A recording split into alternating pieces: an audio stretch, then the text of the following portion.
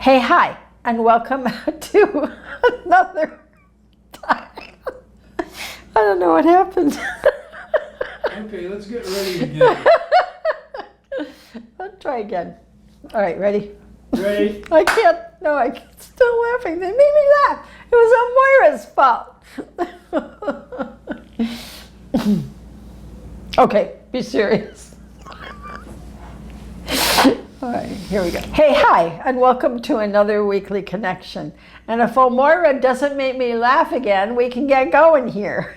Okay, so today we have Lord Mahay and Elmoira, and Lord Katumi and Jaculin, and who I don't know who else is there. Whatever. Anyway, so here we go. We want to talk about how we are being divinely inspired by these light masters. And Moira really wanted to come in today because he is the guy who helps you with your life purpose. Why are you here? What are you here for? What the heck? Right? That's all Moira. That's what he does. So Lord Mahay, of course, is our conductor. You know, he orchestrates everything. Lord Katumi, you know, is teaching us how to become divine beings in oneness. And Jaculin talks a lot. No. He is an inspiration to understanding the pitfalls of life. So here we are. We know that they're focusing. We keep talking about that. And Elmoira wanted you to remember that we have volunteered for this job. Not only did you volunteer, you were accepted. So they know it takes a certain kind of being to be able to withstand the pressures of this kind of duality, the dark veil of duality. Like we talked last week about how it has been the hardest thing for me, being in a physical form, to understand cruelty. I don't get it. I never have. I don't understand it. I don't know why you would ever want to be cruel. But people do want to be cruel. It is our job, and why we came here, to dissolve things like that, to dissolve cruelty, to bring us together as a human race, to love one another, and to be compassionate to one another. The power game of the ego is what makes cruelty. The power game of the ego is what creates that duality.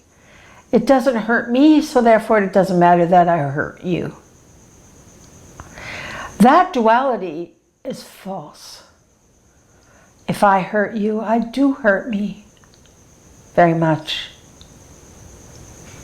So we have volunteered to be here to shift that paradigm. And the light masters are here to help us and assist us in every way. So we accepted this job because it is the greatest event in cosmic history. Most of us, many of us, could have chosen all kinds of times to have a life in mortal flesh. We chose now. Yeah. Why? Because it's the most difficult and the most transcendent time. And it's when, what did you say that, Mary? He said it's when the beasts come out. This is when you see that duality at its height. You are going to see a desperate attempt of the ego, of the mind, to keep you in duality, to keep you in fear, to keep you from ascending. Don't let it happen. Don't let it do it. You chose this to excel beyond the mind, beyond the ego, to show your ascendance through your heart, through love, kindness, and compassion.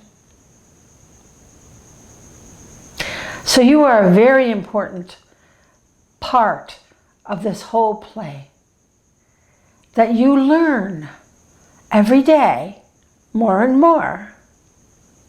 No matter who you are, you must reestablish your consciousness. Jesus had to reestablish his consciousness. I remember when I was a kid that judgment was something that I had, and mostly toward my parents. Anyway, and it was so great that I had parents that would teach me how to love them, no matter how ridiculous their actions were. This is the state of the world. This is the state of our minds, where we must learn to transcend the negativity, shift it to light, shift it to love. You are that vehicle. You are that instrument. And with every breath that you take, you get better and better and better. Do you need to be perfect? No, thank goodness. You just have to be mostly perfect. Just the majority of the time, you have to come from that place of understanding. You have to come from that place of constantly striving to get better and better, to grow in your spirit. That's what you need to do. So thank you for coming. Thank you for being part of this time. And we know it isn't easy. It's not easy in a physical body. You wonder why some days. But know why. Know that you chose the difficulty in order to grow and to expand yourself and humanity. That's our job. So let's blast ourselves. You ready? We're going to blast off. There's the Cosmic Cleanse, which gets rid of all the schmoosh. I think I need a new one. I use a lot of that stuff. Sprayed my glasses again. Okay. Bring a drop of the Cosmic Thrust Oil. Rub it together. Bring it into your aura. Cup your hands together. One of my favorite things. I keep these on my desk, by the way. When I'm working, I'm treating, and I keep myself in that flow of energy, in that oneness, in that love. I keep myself understanding. And that's what they're designed to do. And that's what the guys designed. I didn't do these, you know, of course the masters did. And then we have the Ascension Oil, where we go clockwise, your clockwise, not mine. And then your nose, and I just wear it all over the place. Good. So now our job in this life is to become a light master. Maybe a little one, maybe a big one. We don't know. The goal is to just keep at it. Even on your hardest days, smile. On your hardest days, say thank you. On your hardest days, understand that it is the process of growing that you volunteered to be part of. Because when you transcend something negative, you help others transcend it through the collective consciousness. So let's bring that light down, that yummy golden light, like honey, just, right? It's yummy, it's great, feels good. And you bring it all the way down, out your feet and into the earth. And the mother grabs right onto you, because that's your golden lariat. And she brings it around your feet, around her grid, so that your feet are well attached, and it comes up your back. And that's the yin, the mom, and all that nurturing and support you need. And then the courage and strength of the father. And you bring your orbit around and around and around. And you just ride that wave, that orbit, that keeps you connected heaven and earth, so you can't get knocked off your keister. Can you have tough days? Yes. But you hold on, and you hold the light, and you don't let it push you into duality or fear. The fear is the darkness, and you're the light. And then we bring that up, and we bring it out like a waterfall. And it connects to all 12 auras, and you feel good in this cocoon of light. It's designed to keep you safe, comfy, warm, supported. And the masters are here to help you when you falter. And when you falter, it isn't a bad thing. It is an understanding. So now we bring it out, and we feel that light, and we feel ourselves in that cocoon. And now we focus on the well of the mother below the root. And this is our connection to the collective consciousness, to all of nature, to all things, to everything throughout the universe, throughout the cosmos, anywhere, any place, any time. It's through here. You think it's here? It's through the well of the mother. And when that well of the mother is well connected, then the telepathic notch sings. So we feel that connectedness. Just feel that connectedness to all things. Everywhere. Anywhere. Because you are part of that whole. And you are part of a life force that came here to shift the error once and for all. And it will happen soon. Sooner than you think. And we'll bring it up into the root. And we continue to dissolve the hot glue melt that melted our DNA out of 12 strands to 2. And now we're going to melt it into 12 strands again. Reassemble ourselves into the light beings that we were before the fall. And we feel it unraveling. We feel ourselves becoming lighter and lighter and lighter. More loving, more compassionate, more understanding. And we bring it up into the sacral. And Lord Lanto go, yes, you can do it. You can get rid of all that crazy stuff that got pounded into your head through lifetimes. Let it go. Be a being of knowingness. And knowingness is not a doctrine. Knowingness is heartfelt love. That's all it is. When you come from love, you come up with the right answer.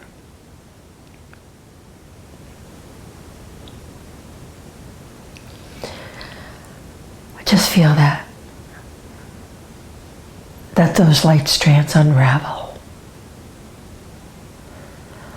Let all that dogma unravel, dissolve, disappear forever.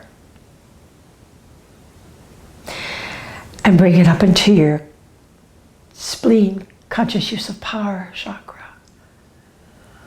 where you dissolve any conflict, anything you don't quite get. This is where you dissolve it. And this is where you bring it to understanding, to love, unconditional love. Unconditional love doesn't judge, it understands.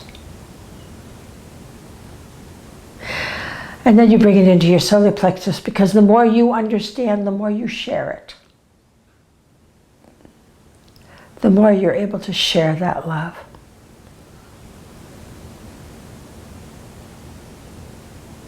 The more you're able to ride the wave. I like to ride the waves. It's very fun, very fulfilling. Ride the wave. Feel that love. And then bring it from your solar plexus up into your empathic shield, which is what we wear when we do this meditation.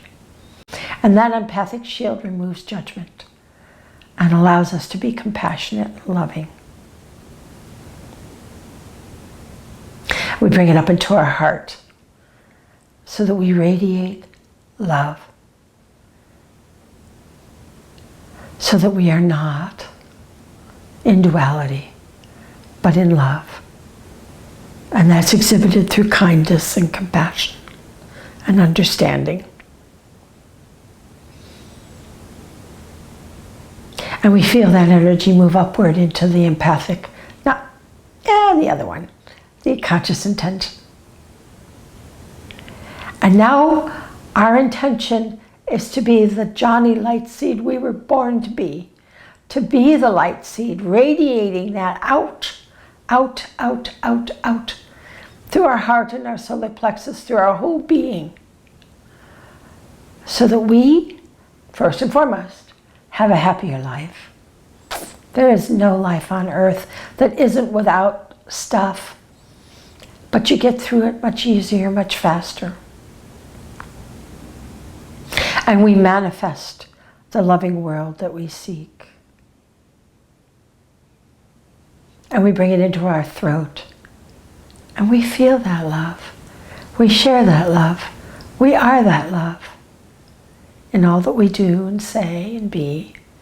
Because this is affecting you in every way, these light fields coming in, so that you are in your body, mind, and spirit becoming this light being, this 12-stranded, ascended being.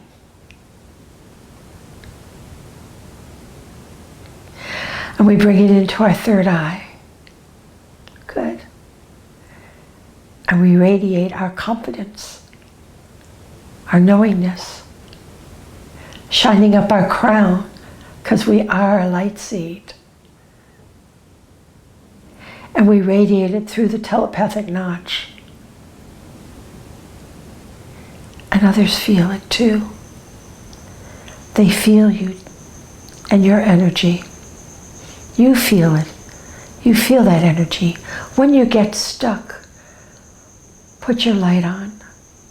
When you can't get your light on, keep doing it till you get it on. When I was younger, I used to get in the shower and visualize the water as that light going in through the top of my head until I had the light going into the top of my head. Now I just go bam. The more you do it, the better you get at it. So now our shield, our cocoon of light radiates out to help absolutely everyone. Us first, you first. We get the most light because we need stamina. We need that energy to get through this crazy veil of duality. But it's coming undone. It's unraveling as we see it more. And as Lord Mahay said, Moira said, that, and you know, what's that expression? The darkest hour is just before the dawn. The fiercest lions are just at the gates. This is where we are. So that negative energy that propels ego, which is called the error, is desperate. Desperate to keep going, to keep it all happening in the minds of men and women. But we know it can't. We know it can't stay. We know that it will dissolve and is dissolving. So don't fear. Don't let yourself fall into that, because we're doing a great job. And when you watch the news, send love. It really shifts it. It changes it. So you're doing a great job. Keep it up. And your purpose is to be the light. Let's get the job done. I love you all. I'll see you next time.